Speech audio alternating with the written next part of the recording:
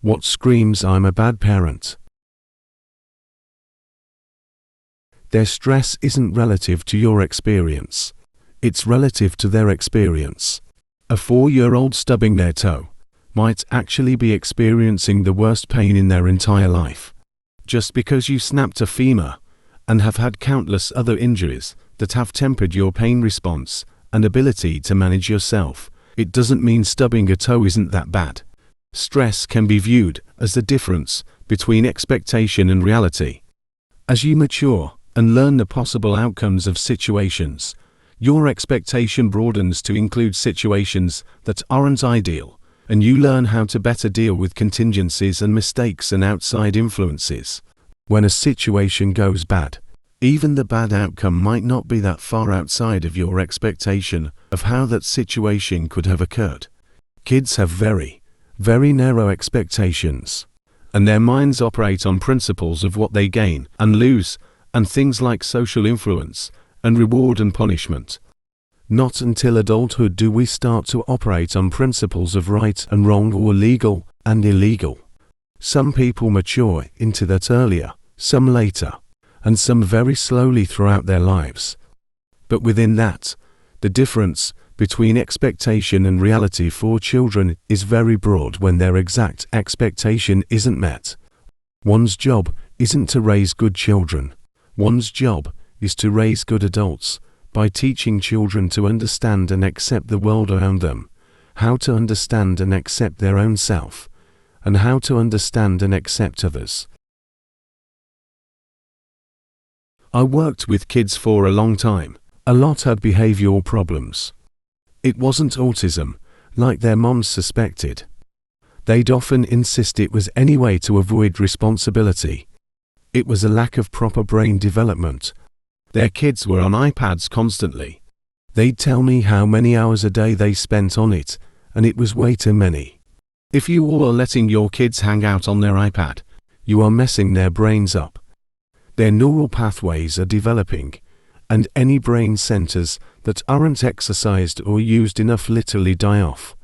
Their brains will strengthen the areas they do use. Guess what that means? No sense of patience. High need for instant gratification. Messed up stimulation processing. Difficulty socializing properly. Difficulty taking turns. Difficulty paying attention to anything not particularly interesting to them. I saw it in parents all the time, who would cry about how impatient and impulsive their kid was, while their kid was literally on their iPad in the corner as we had the conversation. You couldn't get these kids to focus on anything that wasn't made by some predatory YouTube account or game developer who understands the addictive qualities in kids' content. It's a huge problem. Parents think it's just like TV was for us, but it's not. It's so much worse. We couldn't take our TV with us to the grocery store or a restaurant. We had to learn how to behave in public. These people want to distract their kids with mind-numbing content, instead of teach them how to behave, and then wonder why their kids have no ability to calm down or pay attention. It's so frustrating. When I was little, my mom kicked me out of the house. It's been 23 years. I move every year like clockwork and can't stay in one place, because I'm still looking for a home. Every time my husband and I had a disagreement for the first 3 years of our marriage, I started packing so I could leave before he kicked me out, which he would never do. I assume everyone will get rid of me if I'm not perfect. I serial quit jobs because I don't want to face any rejection, such as being fired, so as soon as things aren't 100%, I get scared and run.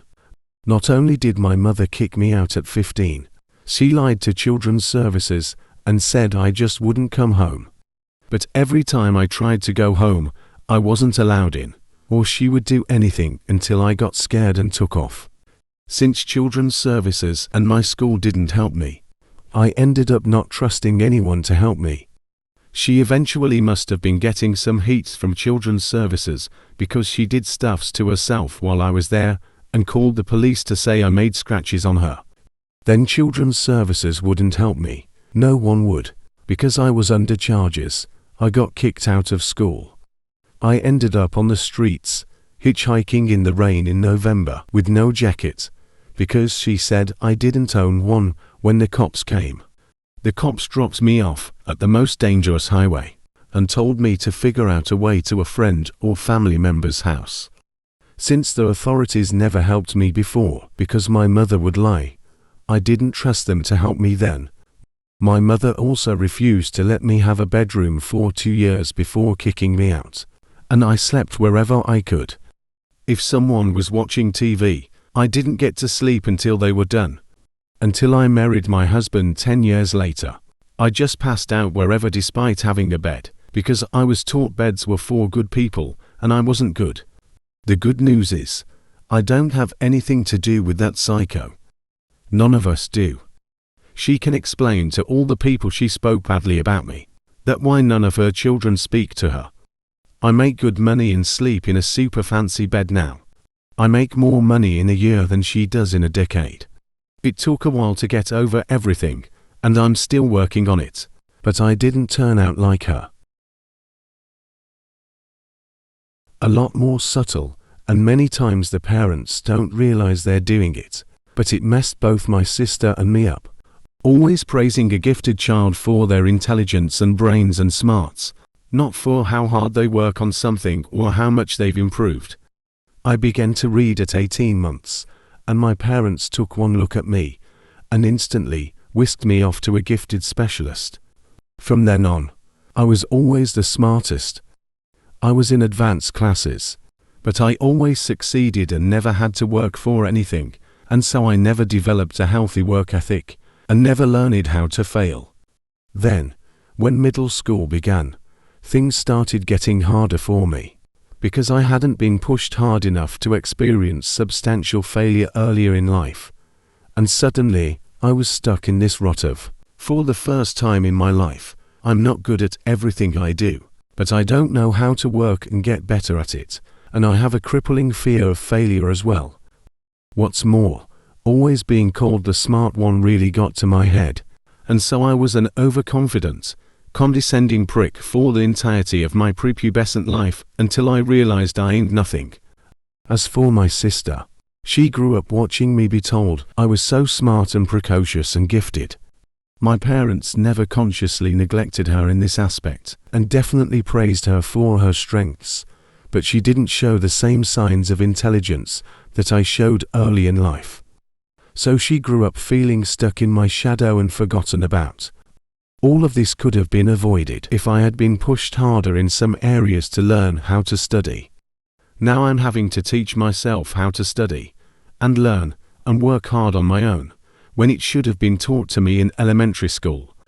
My sister has an exceptional drive and determination that I really envy.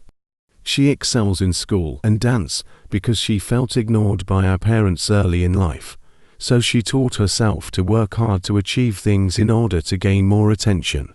So yeah, please, parents, praise your children on their actions, not on their qualities. This happened many years ago when I was about 10 or so. My mom's ex-friend, we'll call her Patty for the sake of this story. Well, one day, there's a knock at the door, and Mom goes and opens it to find Patty's son John, who was only about 5 years old at the time. His mom is sitting in the car in our driveway, and he's just standing there by himself. My mom says, "Hey there John, what brings you guys here today?"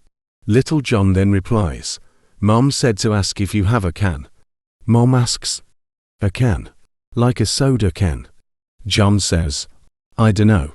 She said she needs a can, so she can smoke her crack." My mom, who was most certainly not any sort of angel herself, fumes with anger over this. She told him to go inside and play with me, close the door, and not to look outside.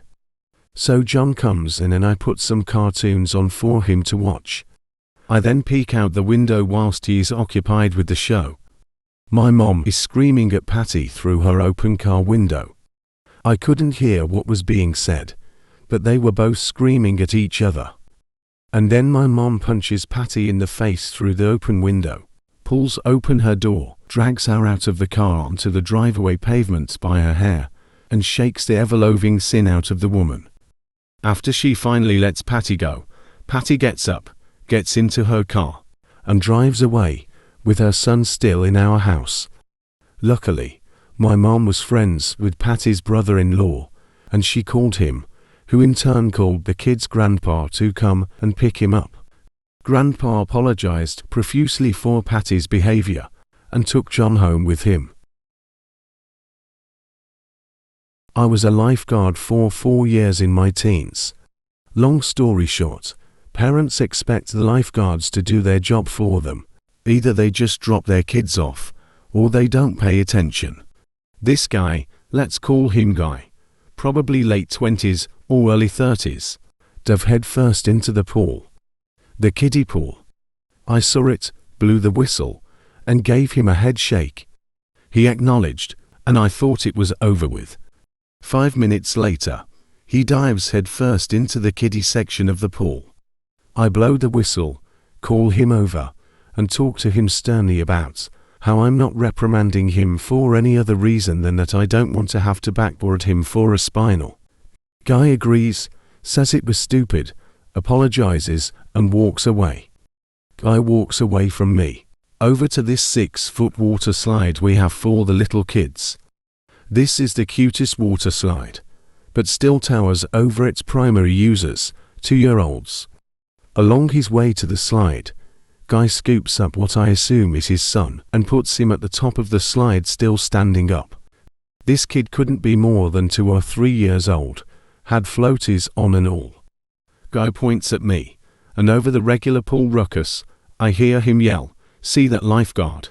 He told me he wants you to jump off the side of the slide." He then proceeds to point at the concrete. I see the kid's knees buckle as he goes to jump, and my heart sinks like a rock to my stomach. I immediately shoot out of my chair and yell, "Hey!" I usually stay quiet, but when I get pissed, I utilize it to my advantage. What one of my friends later described as the voice of God echoes put across the pool, and the entire place falls quiet. Guy immediately puts his son down on the ground and starts walking towards me. I call over my manager, explain it all, and she tells him he will be removed by the police after any other incidents. He apologizes, then goes on about his pool experience. 2 hours later, I'm in the 5-foot section. Guy is walking along with friends, sees me in the chair, and goes, "Watch this." I'm still surprised he didn't say hold my beer instead. He runs and dives in really deep, in front of his son, who was behind the legs of some other bro, and peeks out after his dad submerges. Guy floats up to the surface of the pool, face down and unresponsive. We had to evacuate the pool, stabilize and backboard him. When I was a cashier, this mom came in with her son's piggy bank. The kid was with her, and must have only been about 6 years old. He wanted to buy a candy bar with his money, but his mom told him no, that his money was going to help support the family. She then proceeded to buy a 6-pack of beer and some cigarettes with the money while the kid watched. The poor boy had tears in his eyes the whole time. I refused service to her, and the manager ended up ringing her up. She was paying with mostly pennies and nickels, and while she was distracted, I saw the boy walk over to the candy rack and wipe the tears from his eyes.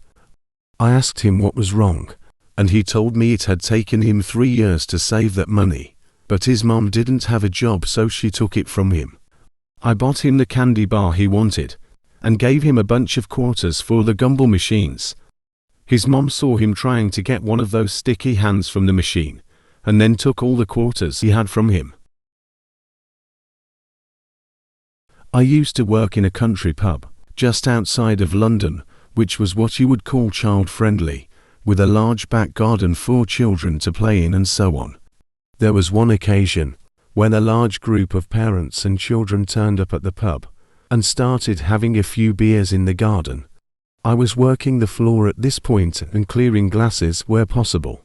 I have been over to their table a few times, and was aware that they were starting to get a little bit loud. By this time it had been 2 hours since they arrived. It was roughly an hour later that I was working behind the bar, when I suddenly noticed on the opposite side of me, a child of around 7 years old boy, holding some money and asking for a beer. Of course, I was shocked by this, as the child proceeded to tell me it was for his dad. I was so taken aback I walked the child back over to his parents' table, where I explained that, as they should have been fully aware of, I was unable to serve to anyone under 18 years old. However, one of the fathers started berating me, and stating that did I think it was funny to suggest they would let their child drink beer. To this day, I have never gotten over this moment. How or why would they even consider sending their kid to get a beer for them? And how could they not have thought that I would question their actions? Not a parent in the case I saw, but a grandparent. I used to nanny to kids under 3. The boy was very shy and cautious just by nature, and it took time for him to get used to new things and people. His grandparents lived an hour away and would sometimes babysit, but of course, a 2-year-old doesn't really remember people they only see once every couple of months.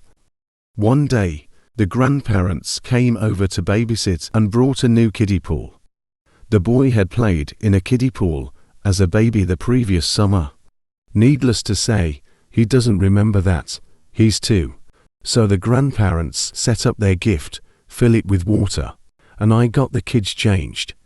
I'd always stay an hour or so after the grandparents arrived to make sure the kids were comfortable with them first.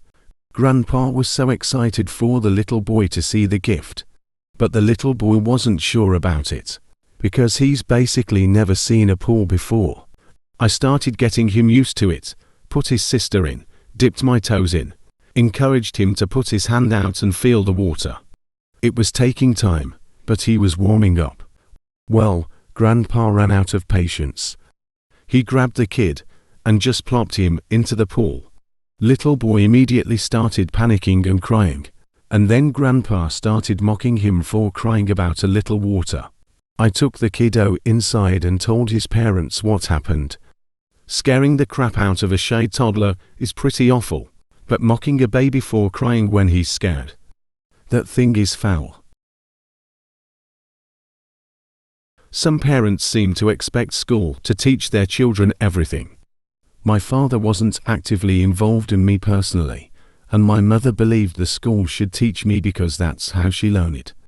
The thing is, I didn't live in a good school district. We didn't have a driving school, or any lessons on finances, housing, or taxes. Literally, the only adult thing I knew how to do as a kid was laundry, and only because my mom went on vacation once for 2 weeks, and my father refused to do women's work. I also never learned how to properly clean anything. Fast forward to now. I didn't get a driver's license until I was 22. I had to move out to learn how to cook, with lots of help from Google. Google taught me how to clean, but my mother's knowledge of how to get out stains is so much better. It took getting 4 flat tires in 3 months to teach me how to change my own tire. I still don't know anything about finances, and my boyfriend is helping with that. Every year with my taxes, I ask my mom and she huffs and puffs and says, "I'll do it, you'll just screw it up." I'm 30 now and nowhere near as prepared for adult life as my mom was at 30.